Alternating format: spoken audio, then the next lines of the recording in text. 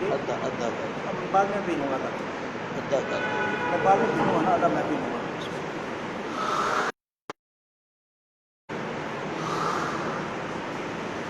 اس میں شہد ہے شہد پی لیں لے لو بس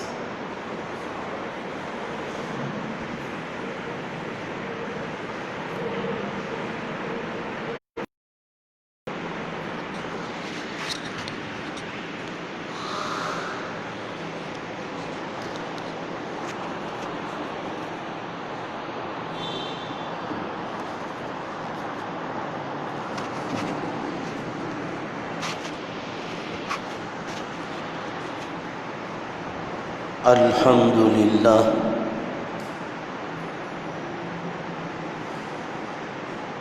الحمد لله نحمده ونستعينه ونستغفره ونؤمن به ونتوكل عليه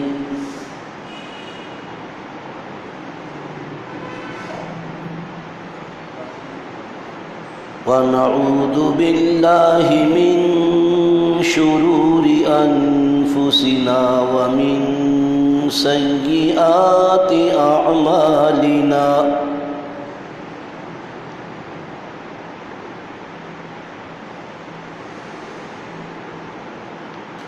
من يهده الله فلا مضل له ومن يضلله فلا هادي له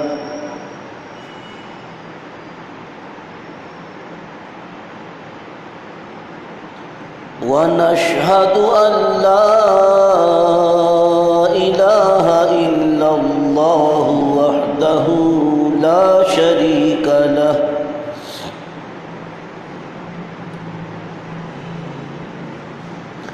لا مثال له ولا مثل له ولا مثيل له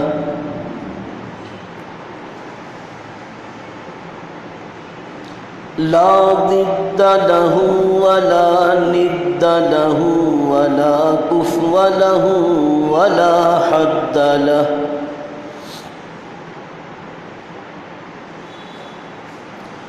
لا سهيم له ولا عديل له ولا وزير له ولا نظير له ولا مشير له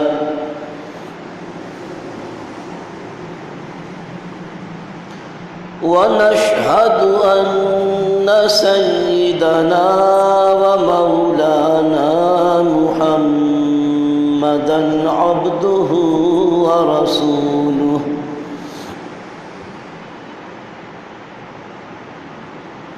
صلى الله تبارك وتعالى عليه وعلى آله وأصحابه وأزواجه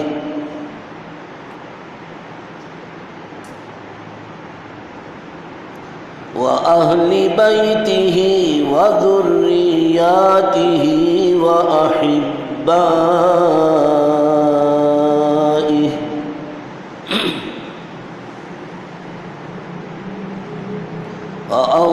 وأولياء أمته إلى يوم الحشر والنشر واليقين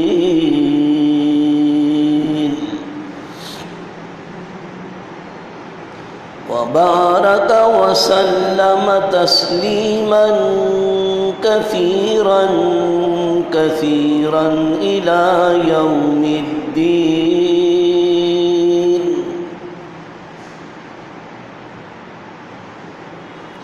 أما بعد فأستعيذ بالله السميع العليم من الشيطان المردود اللئيم الرجيم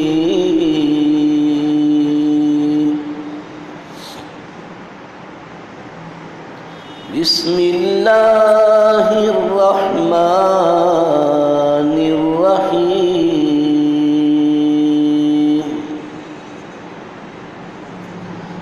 إن أول بيت وضع للناس للذي ببكة مباركا وهدى للعالمين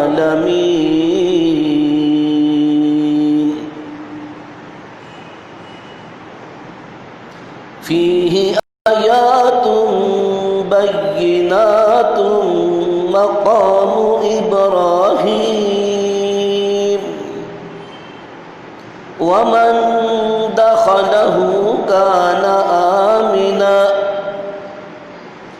ولله على الناس حج البيت من استطاع إليه سبيلا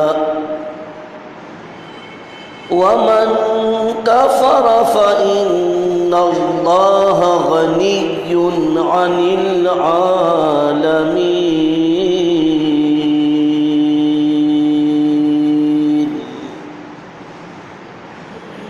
صدق الله العظيم وبلغنا رسوله الأمين والكريم أما بعد بلا شبہ دنیا میں سب سے پہلا گھر جو اللہ کی عبادت کی غرض سے لوگوں کے لیے بنایا گیا تھا وہ یہی ہے جو مکہ مکرمہ میں ہے۔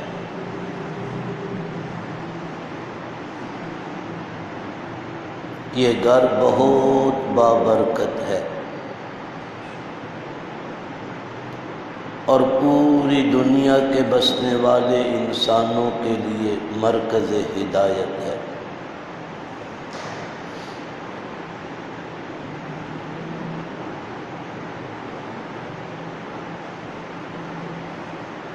اس میں اللہ کی قدرت کی بے شمار نشانیاں موجود ہیں جو بالکل واضح ہے۔ یہاں ابراہیم علیہ السلام کا مقام عبادت بھی ہے۔ اس گھر کا ایک وصف یہ بھی ہے کہ جو اس میں آ جاتا ہے امن پا جاتا ہے۔ اب لوگوں کے ذمے یہ اللہ کا حق ہے کہ جو شخص اس گھر تک رسائی کے وسائل رکھتا ہو وہ اللہ کی خوشنودی کے پیش نظر اس گھر کا حج کرے، اور جو کوئی اس حکم الہی سے انکار کرتا ہے تو اسے جان لینا چاہیے کہ اللہ تمام جہانوں سے کلیتاً بے پرواہ، اسے کسی کی کوئی پرواہ نہیں۔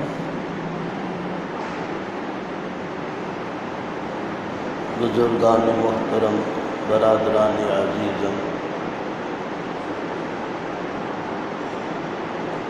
گزشتہ اجلاس میں حضور اقدس صلی اللہ علیہ وسلم کے حج کا قصہ عرض کر رہا تھا۔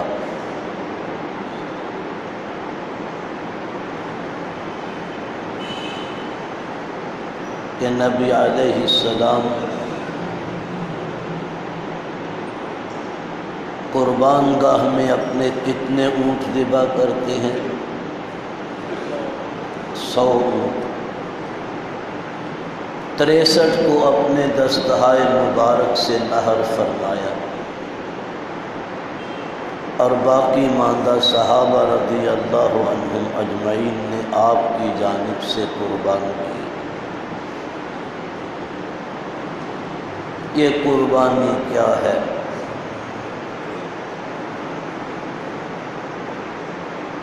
پوچھنے والوں نے پوچھا ما هذه الاضاحی یا رسول اللہ،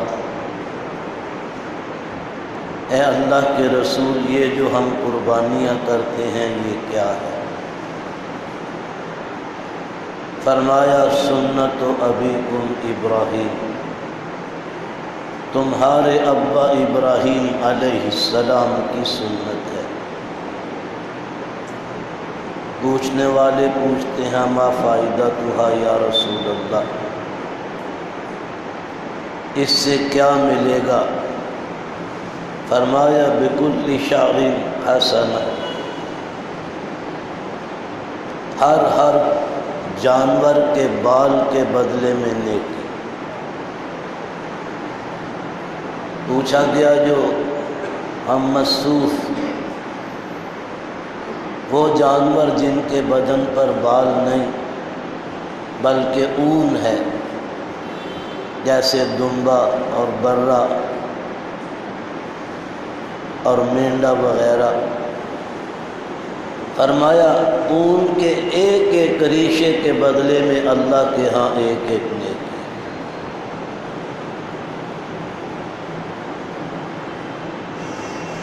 تو اصل کیا ہے؟ سنت ابیکم ابراہیم۔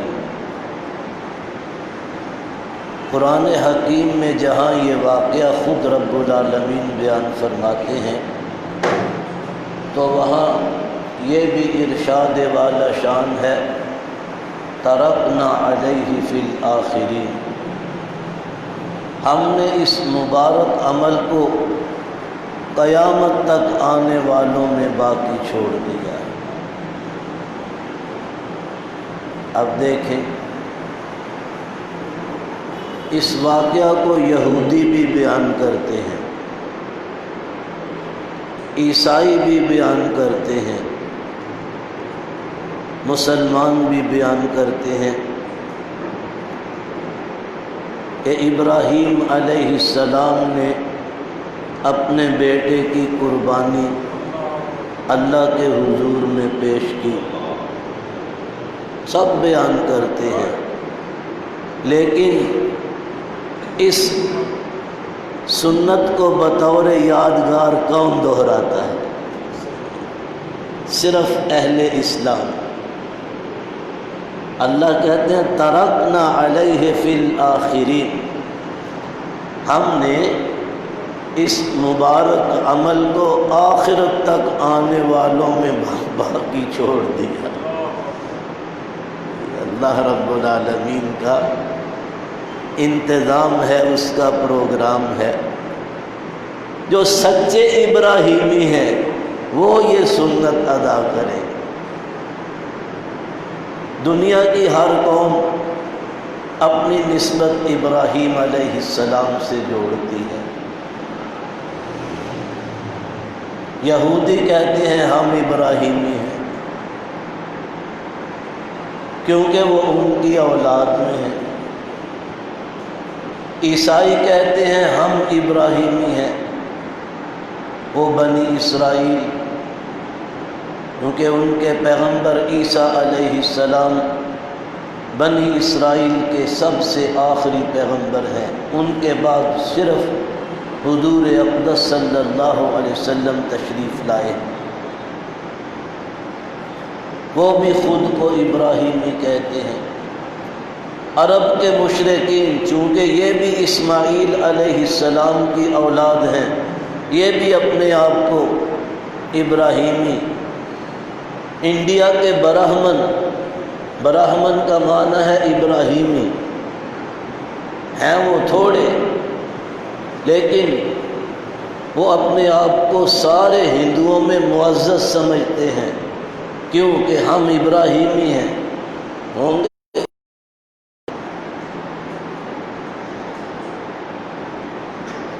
ہر کوئی دعویٰ کرتا ہے ہم ابراہیمی۔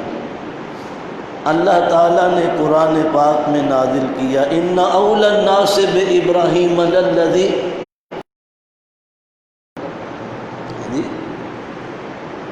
ان اول الناس بابراہیم للذین اتبعوہ۔ کیا الگ الگ ڈفلیاں بجاتے ہو کہ ہم ابراہیمی ہیں؟ آؤ، اللہ کہتا ہے میں بتاتا ہوں اصلی ابراہیمی کون ہے۔ وہ ابراہیمی ہیں جو ابراہیم علیہ السلام کے زمانے میں ان کے پیروکار تھے۔ وَهَذَا النَّبِيُّ، اب یہ نبی مکرم صلی اللہ علیہ وسلم جو تشریف لائے ہیں یہ سچے ابراہیمی ہیں۔ وَالَّذِينَ آمَنُوا، جو ایمان لائے ان پر وہ سچے ابراہیمی۔ ہم آپ سچے ابراہیمی ہیں جو ابراہیم علیہ السلام کی ملت پر چلتے ہیں۔ اللہ نے قرآن میں حکم دیا اپنے محبوب صلی اللہ علیہ وسلم کو، وَاتَّبِعْ مِلَّةَ إِبْرَاهِيمَ حَنِيفًا، میرے محبوب آپ بھی ملت ابراہیمی کا اتباع کریں۔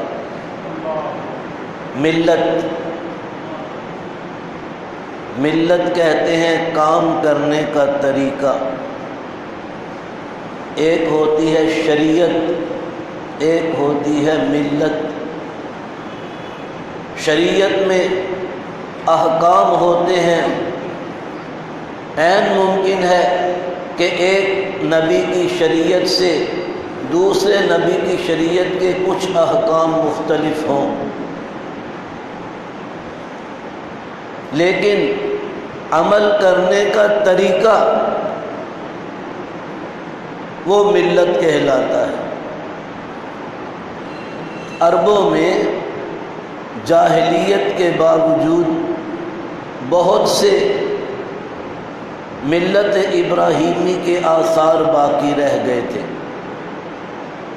یہ لوگ ختنہ کرتے تھے ملت ابراہیمی کے تحت، اگرچہ مشرک تھے۔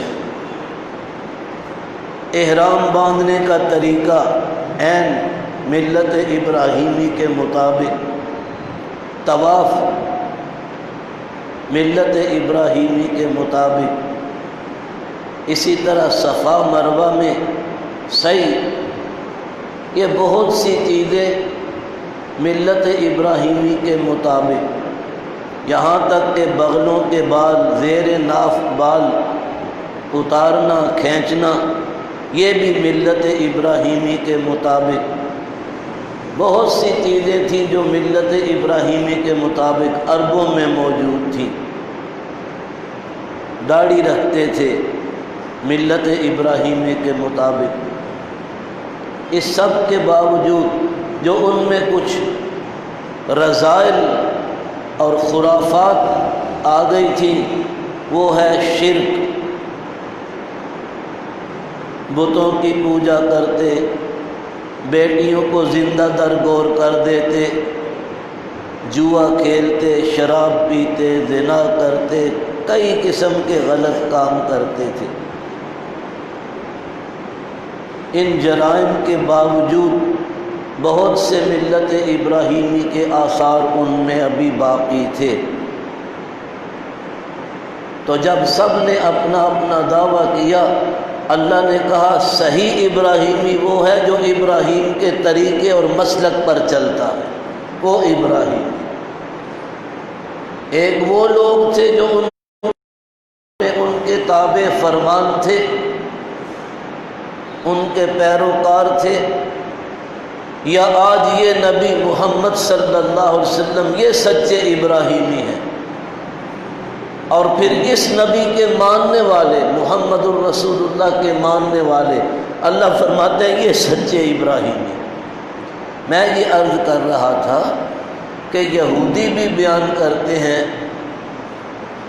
بیٹے کی قربانی کا واقعہ، عیسائی بھی اکلوتے بیٹے کی سوختنی قربانی کا واقعہ بیان کرتے ہیں، لیکن ان میں کچھ لوگ گڑبڑ کرتے ہیں، تاریخ کو دھوکہ دیتے ہیں۔ وہ کہتے ہیں جی قربانی اسحاق علیہ السلام کی پیش کی گئی تھی۔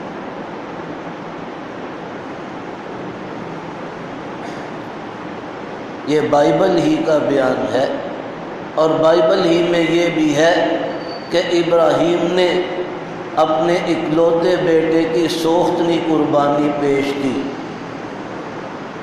اکلوتا کون ہوتا ہے جی؟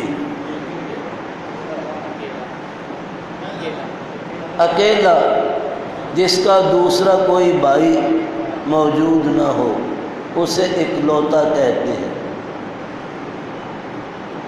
ایک طرف کہتے ہیں اکلوتے بیٹے کی قربانی، ایک طرف کہتے ہیں کہ اسحاق علیہ السلام کی قربانی پیش کی گئی۔ ہم دیکھتے ہیں بائبل ہی کا بیان ہے کہ ابراہیم کے ہاں جب شمائیل پیدا ہوا تو ابراہیم یا ابراہم 86 برس کا تھا، اور جب ابراہم کے ہاں اسحاق پیدا ہوا تو ابراہم پورے 100 برس کا تھا۔ کیا کہا میں نے کہ ابراہیم علیہ السلام کے ہاں جب اسماعیل علیہ السلام، شمائیل ان کی لغت عبرانیہ میں، اسماعیل علیہ السلام جب پیدا ہوئے تو ابراہیم علیہ السلام کی عمر کتنی تھی؟ 86 برس۔ اور جب اسحاق علیہ السلام پیدا ہوئے تو عمر کتنی تھی؟ 100 برس۔ کتنے سالوں کا فرق ہے؟ 14 برس کا۔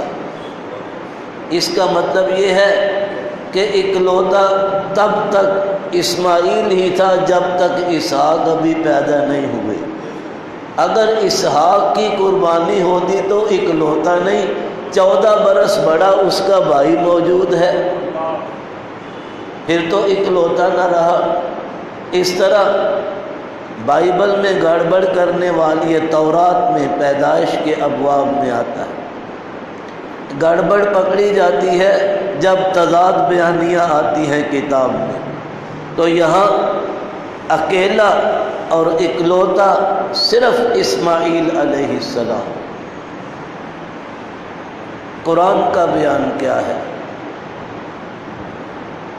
قرآن کا بیان ہے کہ جب بیٹا باپ کے شانہ بشانہ چلنے کے قابل ہوا،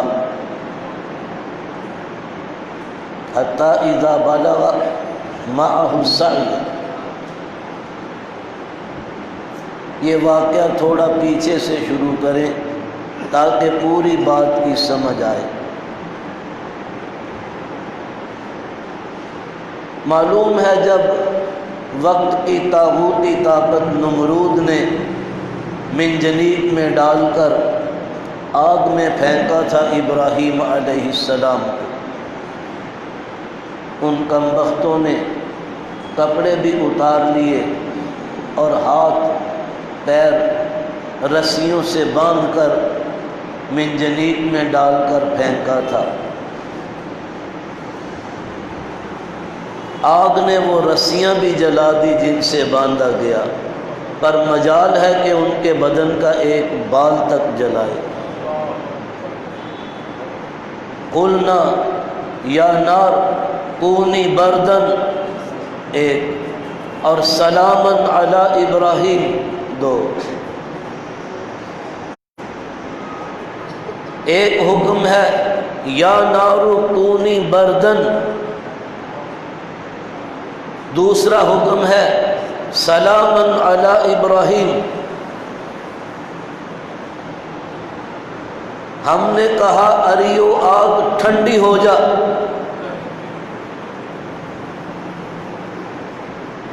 جب اللہ کا یہ حکم آیا دنیا میں جہاں بھی آگ تھی سب ٹھنڈی پڑ گئی۔ شمع جل رہی ہے، دیا ہے، آتش دان ہے، تنور ہے، چولہا ہے، جہاں کہیں بھی آگ تھی سب، کیوں کہ حکم کس کا ہے؟ جو ہر چیز کا خالق ہے۔ یا نار کونی بردن، ابھی وہ آگ ٹھنڈی ہو جا، سب بجھ گئی۔ جب اگلا حکم آیا سلامن علی ابراہیم، ابراہیم کے لیے سلامتی والی بن جا، تو ساری بڑک اٹھی، جتنے علاقے میں ابراہیم علیہ السلام تھے وہ ٹھنڈی رہی، ارد گرد شعلے بڑک رہے، لیکن جناب ابراہیم علیہ السلام جس خطے میں موجود ہیں رب العالمین نے اس کو گلزار بنا دیا۔ جب 40 دن، زیادہ سے زیادہ کی روایت ہے 40 دن، کم سے کم 3 دن، اس اثنا میں نمرود اپنے محل کی چھت پہ چڑھا کہ اب تو جل کر خاکستر ہو گئے ہوں گے، تو دور سے مشاہدہ کیا کرتا ہے کہ انگارے دہک رہے اور ابراہیم علیہ السلام اس دہکتے ہوئے ماحول میں بھی نماز پڑھ رہے۔ یہ دیکھتا ہے، یہ دیکھ کر چکرایا، قریب تھا کہ محل سے گر جائے پر بچا۔ بڑا قلق ہوا کہ دہکتے ہوئے انگاروں میں بھی اتنا اطمینان کہ وہ نماز پڑھ رہے ہیں۔ پھر بحفاظت زندہ سلامت آگ کے ماحول سے نکل کر آ گئے۔ باپ بھی بادشاہ کے مصاحبوں میں سے تھا، بت گر بھی تھا، بت فروش بھی تھا، آزر۔ جب اس نے بیٹے کو دیکھا زندہ سلامت تو خوش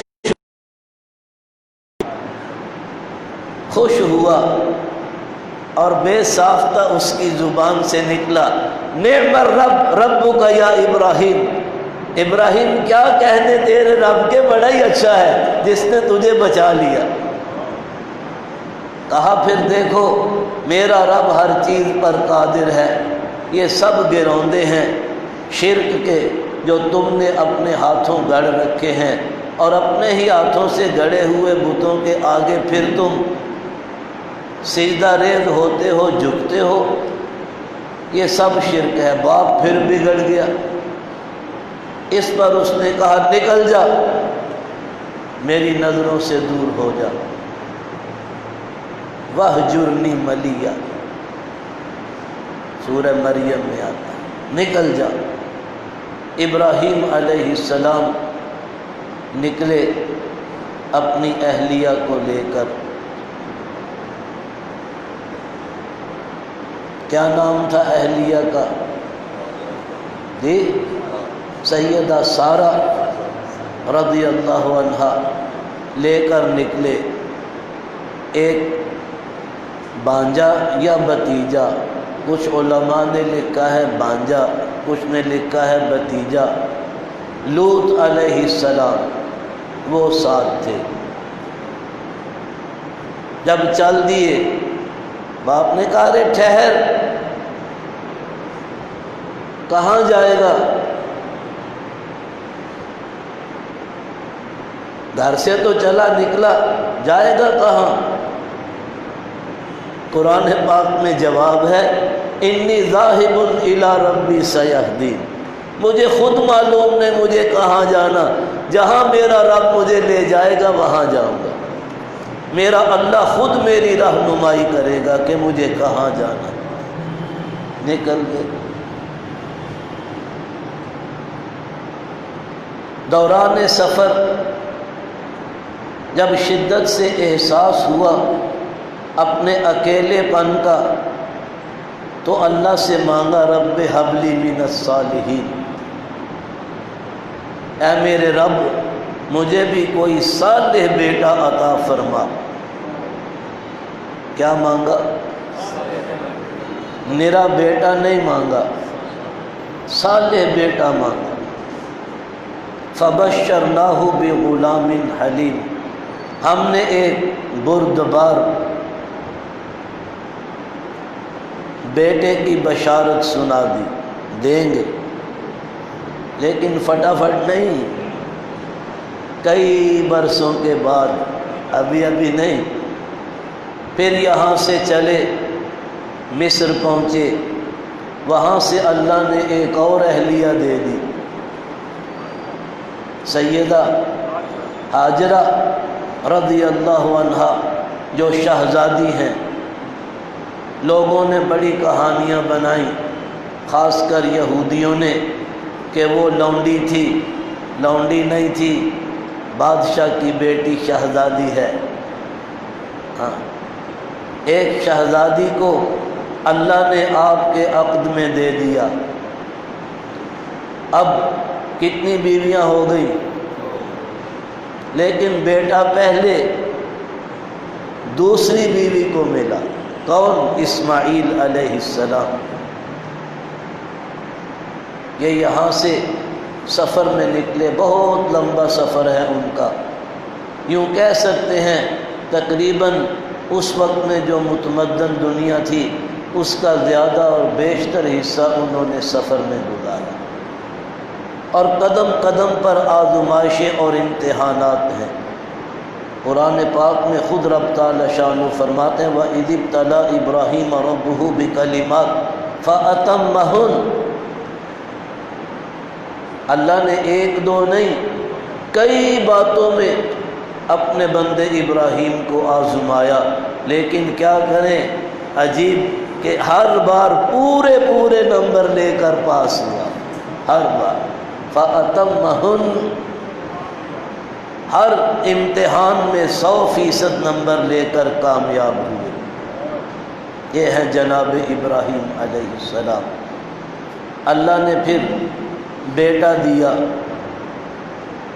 قرآن کہتا ہے حتیٰ اذا بلغ معہ السعی، جب یہ بیٹا باپ کے ساتھ شانہ بشانہ چلنے کے قابل ہوا، یعنی ابھی بیٹا جوان ہوا ہے، عنفوان شباب میں ہے، تو ابراہیم علیہ السلام کو اللہ نے خواب دکھلایا۔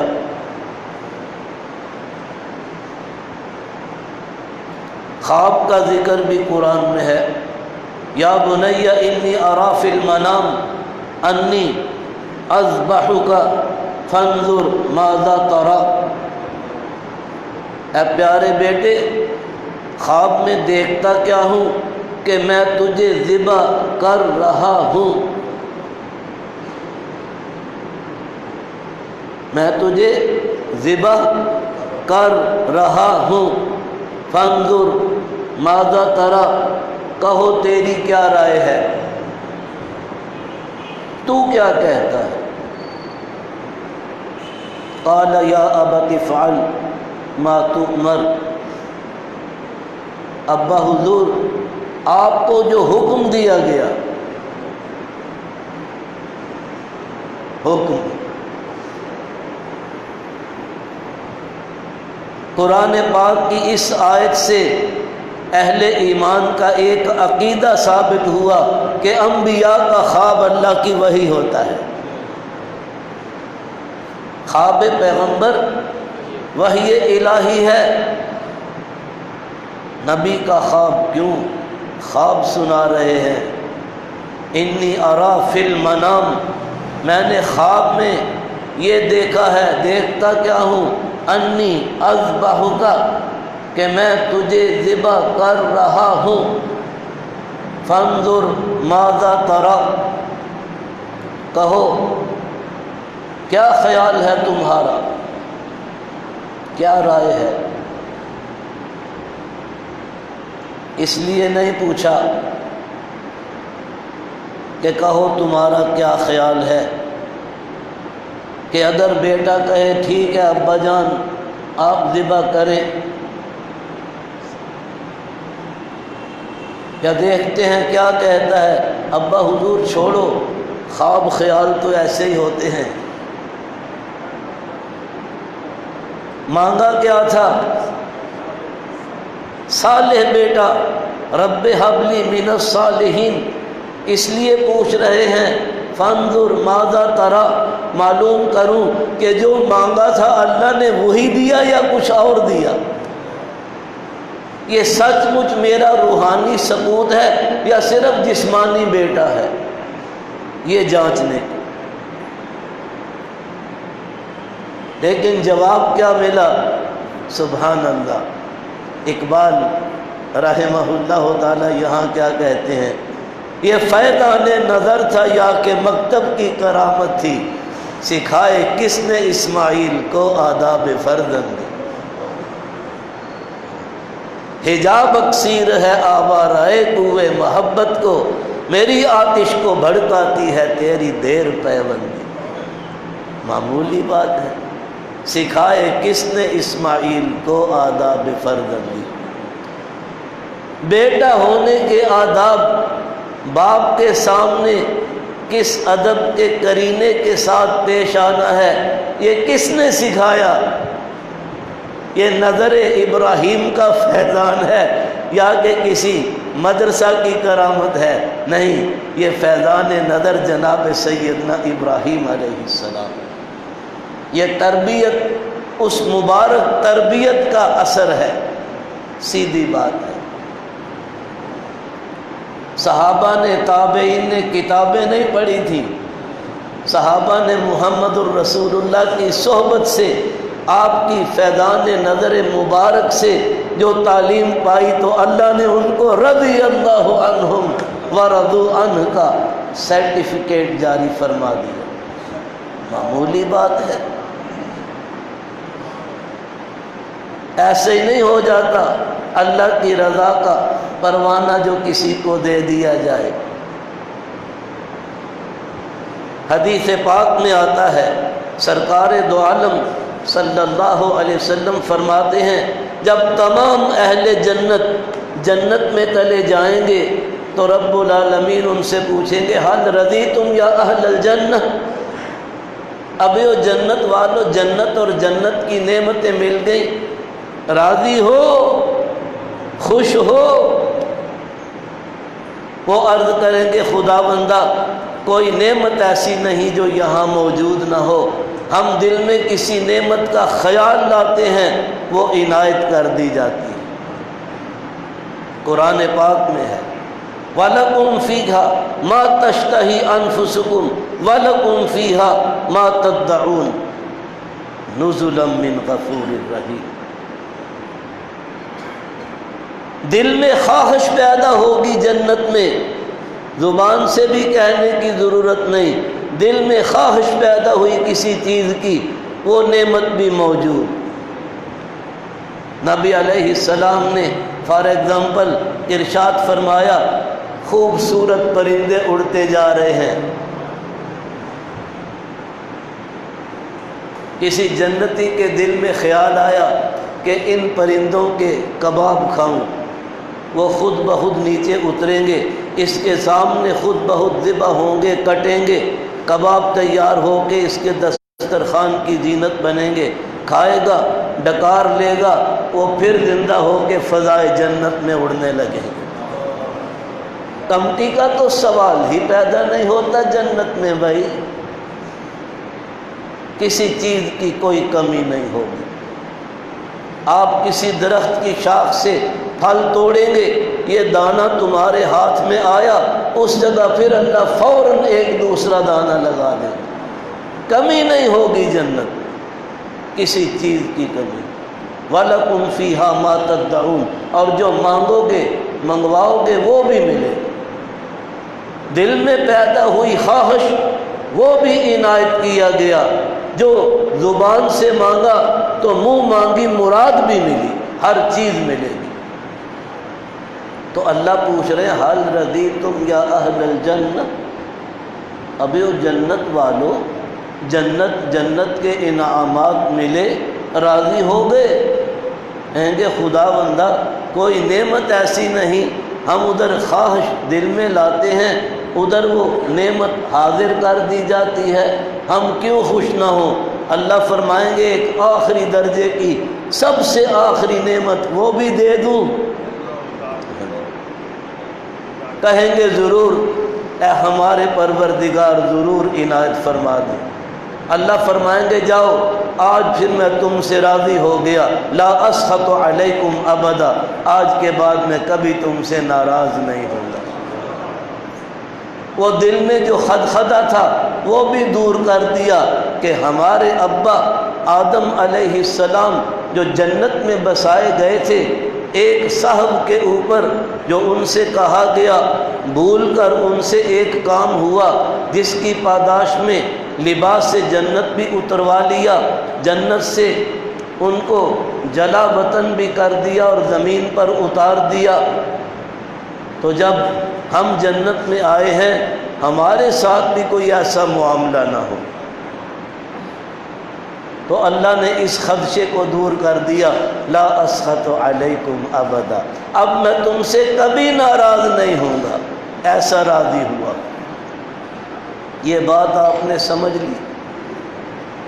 اہل جنت کو جنت اور جنت کے تمام انعامات مل جانے کے بعد سب سے آخری درجے کی اور سب سے اونچے درجے کی جو نعمت ملے گی وہ رضائے الہی ہوگی۔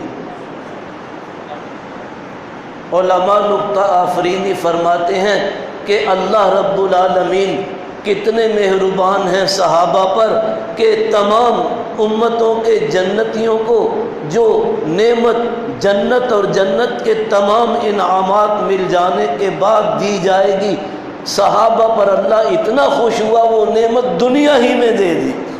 رضی اللہ عنہم ورضوا عنہ۔ اب کہیں کہ جو جنت میں سب سے آخری نعمت جنتیوں کو ملے گی تو صحابہ کرام رضی اللہ عنہم کو وہ دنیا میں مل گئی، تو جنت میں ان کے لیے کیا کیا انعامات ہوں گے، اس کا کون تصور کر سکتا ہے؟ تو ابراہیم علیہ السلام کیا دیکھ رہے کہ میں معلوم کروں کہ جو اللہ سے مانگا تھا رب ہب لی من الصالحین، واقعی وہی میرا روحانی سپوت ہے یا صرف جسمانی بیٹا ہے؟ جب بیٹے کی طرف سے جواب موصول ہوا، یا ابت افعل ما تؤمر، ابا حضور جو حکم دیا گیا۔ میں نے عرض کیا اس آیت سے اہل ایمان کا یہ عقیدہ ثابت ہوا کہ انبیاء کا خواب اللہ کی وحی ہوتا ہے۔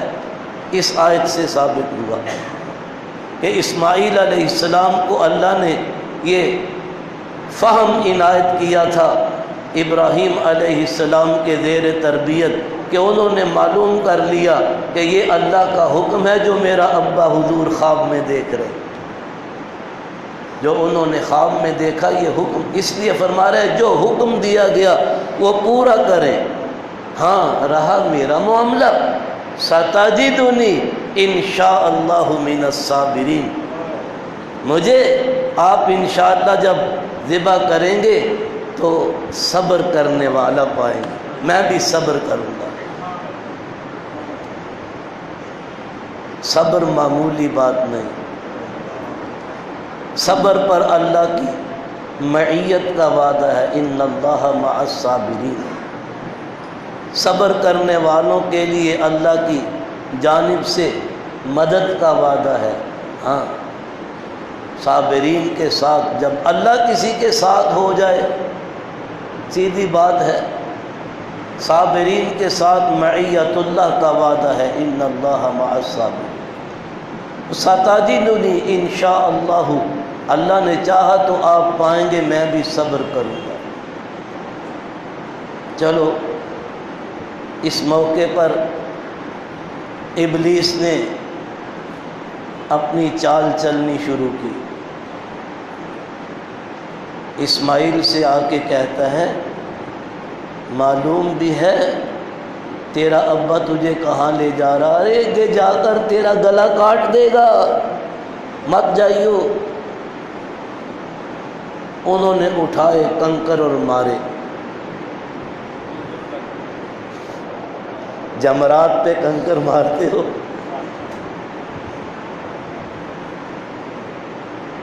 یہ ہے وہ چھوٹا شیطان۔ پھر آگے چلے، یہ تو مانتا نہیں۔ اماں ہاجرہ رضی اللہ عنہا سے کہا بڑی بی، دیکھا تیرے بیٹے کو ذبح کرنے کو لے جا رہے، کچھ کر سکتی ہے تو ابھی کر لے۔ انہوں نے اٹھائے کنکر مارے، دفع ہو جا مردود شیطان۔ وہاں بھی رسوا ہوا۔ آگے چل کر ابراہیم خواب ہی تو ہے، کون سا ایسا حکم ہے؟ تو سچ مچ اپنے بیٹے کو ذبح کر دے گا؟ ابراہیم ایسا مت کرو، ترس کھاؤ اپنے بڑھاپے پر، اس کی جوانی پر۔ انہوں نے اٹھائے کنکر مار، نکل جا مردود شیطان۔ اب حجاج کرام ان تینوں جگہوں پر جمرات پر کنکر مارتے ہیں نہیں مارتے؟ یہ شیطان کو نہیں مارے جاتے، اصل میں وہ یاد تازہ کی جاتی ہے۔ ایک صاحب کہتے ہیں پٹھان تھے، مولوی صاحب ہم تو ادھر دیکھا، ہم نے تو جوتا اتار لیا اور پٹائی شروع کر دی۔ بھائی جوتیاں نہیں مارنی ہوتے، جوتیاں بھی بڑیاں پہیاں ہوندیاں، لوگ جوتیاں مار دیتے۔ یہ جذبہ ہے، صرف جذبہ ہے، لیکن حکم جوتا مارنے کا تو نہیں۔ یہ کنکر کہاں سے؟ مزدلفے سے لانے ہیں، وہاں سے لے کر چلنا ہے۔ ایک رات مزدلفے میں گزارنا ہے تو وہاں سے کنکر لے کر آنے ہیں صبح۔ صرف بڑے شیطان یوم النحر میں صرف جمرۃ العقبہ کی رمی ہوتی ہے، اس سے اگلے دن تینوں کی، اس سے اگلے دن تینوں کی، ایسے ہوتا ہے۔ آگے پھر مسائل ہیں، مجھے مضمون اپنا بیان کرنا ہے۔ تو جب ابراہیم علیہ السلام لے کر نکلے، ان تینوں اماکن پر ابلیس نے سب کو بہکانے کی کوشش کی، لیکن رسوا ہوا پتھر کھا کر، کنکروں سے اس کی تردید کر دی گئی۔ چل پڑے، قربان گاہ میں لے جا کر بیٹے کو لٹایا۔ اللہ کا قرآن کیا کہتا ہے؟ فَلَمَّا أَسْلَمَ وَتَلَّهُ لِلْجَبِينِ، جب دونوں باپ بیٹا اللہ کے حکم کے آگے گردن تسلیم خم کر چکے، اور باپ نے پہلو کے بل، پہلو کسی نے ترجمہ کیا ہے جبین، جبین نہیں، جبین فارسی میں پیشانی کو کہتے ہیں، عربک میں کہتے ہیں جبہہ۔ ان کا خیال ہے کہ الٹا لٹایا، وہ طریقہ ہی نہیں۔ پہلو کے جبین، جنب کہتے ہیں سائیڈ کو، آپ بھی ہم بھی کہتے ہیں جانب، اس جانب یعنی اس سائیڈ۔ فرنٹ کو جنب نہیں کہتے، فرنٹ ہی ہوتا ہے، بیک ہی ہوتا ہے، اور دو سائیڈیں ہوتی ہیں۔ تلہ للجبین، جب دونوں باپ بیٹا اللہ کے حکم کے آگے تسلیم کا سر جھکا چکے، اور باپ نے بیٹے کو پہلو کے بل لٹا لیا۔ یہ بھی آتا ہے کہ بیٹے کو بیٹے ہی کے کہنے پر باندھ لیا، تاکہ تکلیف سے تڑپ کر کہیں اللہ کا حکم ضائع نہ ہو جائے۔ اپنی آنکھوں پر پٹی بھی باندھ لی، کہیں حکم الہی کے ادا کرنے میں نیچے بیٹے کو دیکھ کر کوتاہی نہ ہو جائے۔ یہ ہے وَإِذِ ابْتَلَىٰ إِبْرَاهِيمَ رَبُّهُ بِكَلِمَاتٍ فَأَتَمَّهُنَّ، میں نہیں کہتا، اللہ خود کہہ رہا کہ یہ بہت بڑی آزمائش، إِنَّ هَذَا لَهُوَ الْبَلَاءُ الْمُبِينُ، بہت بڑی آزمائش تھی، معمولی آزمائش نہیں۔ اتنا بتلایا کہ باپ نے بیٹے کو پہلو کے بل لٹا لیا، آگے اللہ نے بیان نہیں کیا۔ پھر کیا ہوا یہ ہر قرآن کے پڑھنے اور سننے والے کے ذہن پہ چھوڑ دیا۔ پھر کیا ہوا ہوگا تم خود سوچو، کہ باپ بیٹے کے گلے پر چھری چلا رہا ہے، تم خود سوچو بیٹے کے گلے پر چل رہی یا باپ کے دل پر چل رہی؟ خود سوچو۔ آگے اللہ نے وہ حصہ حذف کر دیا، فلما اسلم وتلہ للجبین، بس آگے کیا ہوا وہ اللہ نے بیان نہیں کیا۔ آگے جو شروع کرتے ہیں اگلی آیت، نادیناہ ان یا ابراہیم قد صدقت الرؤیا، اس اثناء میں جو اللہ رب العالمین نے پوری آمادگی دیکھی۔ اچھا صاحب، اگر ابراہیم علیہ السلام سے یہ کہہ دیتے بذریعہ وحی یا دل میں ڈال دیتے کہ تم کرو پر سنو بیٹا ذبح نہیں ہوگا، تو پھر یہ آزمائش اور امتحان تھا یا ڈرامہ تھا؟ پھر یہ ابتلا نہیں، پھر تو ڈرامہ ہے۔ یہ نہیں ہے، یہ تو آزمائش ہے۔ قرآن کہہ رہا ہے آزمائش، بار بار آزمائش کا لفظ آتا ہے۔ یہاں بھی ان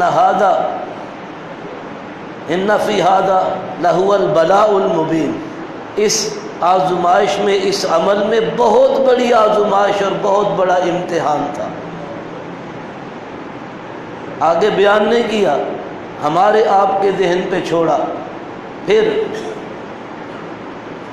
رب تعالی شانہ نے کیا کیا کہ پورے زور سے چھری چلا رہے ہیں، لیکن اسماعیل علیہ السلام کا نرم و نازک گلا نہیں کٹتا۔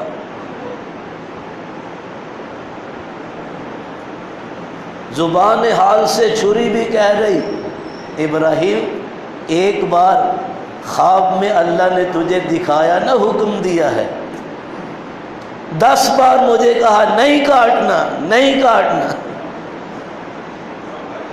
چھری کس کی مخلوق ہے؟ چھری کا کام ہے کاٹنا، بس اگر اللہ کا حکم نہیں ہوگا نہیں کاٹے گی۔ اللہ چھری کے بغیر بھی کاٹ سکتا ہے، پر چھری اللہ کے حکم کے بغیر اسماعیل کا گلا نہ کاٹ سکتی۔ جس طرح آگ کا کام ہے جلانا، اللہ کا حکم نہیں تو ابراہیم علیہ السلام کو نہیں جلا سکتا۔ اللہ آگ کے بغیر بھی جلا سکتا ہے، لیکن آگ اللہ کے حکم کے بغیر اس ابراہیم علیہ السلام کے ایک بال کو بھی نہ جلا سکتا۔ میں نے ابھی عرض کیا، وہ رسیاں بھی جن سے باندھ کر پھینکا گیا تھا جلا دی آگ نے، لیکن مجال ہے بدن کے ایک بال کو بھی جلائے۔ اللہ نے فرشتے کو بھیجا، اور جنت سے ایک بڑا کبش، مینڈا، دمبا، وہ لا کر اس نے نیچے ڈال دیا، اور اسماعیل علیہ السلام فدیناہ بذبح عظیم، ہم نے فدیہ کے طور پر ایک بہت بڑا مینڈا وہ اسماعیل کی جگہ قربان کروا دیا۔ ادھر سے اللہ کی طرف سے آواز کیا آتی، نادیناہ ان یا ابراہیم قد صدقت الرؤیا، ہم نے آواز دی اے ابراہیم تو نے اپنا خواب سچ کر دکھایا۔ خواب میں کیا دکھایا تھا؟ انی ارا فی المنام انی اذبحک فانظر ماذا تری، پیارے بیٹے دیکھتا کیا ہوں خواب میں کہ میں تجھے ذبح کر رہا ہوں۔ اذبحک، تجھے ذبح کر رہا ہوں۔ ادھر اللہ فرما رہے ہیں تو نے اپنا خواب سچ کر دکھایا۔ تو ٹھیک ہے، یہ دکھایا تھا کہ ابراہیم تم ذبح کر رہے ہو، یہ تو نہیں دکھایا تھا کہ ذبح کر دیا ہے، یہ تو دکھایا ہی نہیں۔ جتنا دکھایا اتنا تو نے کر دیا، تیری قربانی قبول ہو گئی۔ جو دکھایا تھا وہ تو نے کر دیا۔ ابراہیم علیہ السلام بھی پورے آمادہ تھے۔ فلما اسلم، جب دونوں باپ بیٹا اللہ کے حکم کے آگے گردن جھکا چکے، ابراہیم علیہ السلام پوری آمادگی کے ساتھ بیٹے کو ذبح کر دینے پر بیٹا پوری آمادگی سے ذبح ہو جانے پر آمادہ ہو گئے۔ اللہ ایک کیفیت بیان کر رہے ہیں قرآن میں۔ امتحان ہی ہے، معمولی نہیں۔ ان فی ھذا لہو البلاء المبین، بہت بڑی اور اس کو اللہ فرماتا ترکنا علیہ فی الآخرین، ہم نے کو اس قربانی کو قیامت تک آنے والوں میں، تو گویا یوم تاسیس وہ تھا جس دن اپنے بیٹے کو،